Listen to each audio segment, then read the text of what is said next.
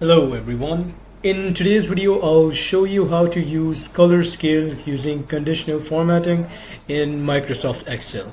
So this function proves pretty handy if you want to make your Excel presentation neater, if you want to give the data to another person, or you basically want to sort it out. So what you have to do is you need to look up and go to conditional formatting.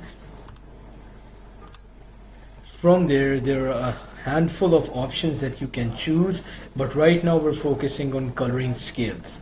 So you go on coloring scales right here, and as you can see, there are plenty of options that you can use as coloring scales. So to use them, what you have to do is go on the column or the rows or the part of data that you want to identify using the color scales. Let's say I want to go for amount. I'll select amount, then I'll go on conditional formatting, go back to color scales, and here as you can see there are plenty of color scales that you can choose from, and the column changes accordingly. So you have color scales with 2 colors and 3 different colors. So for now, let's choose the green, yellow and red color scale. Now let's say you want to change the color of the color scale. So what you need to do is press on any of the data given in the column that you've formatted using the color scale. You'll go back to color scales, then you need to press on more rules.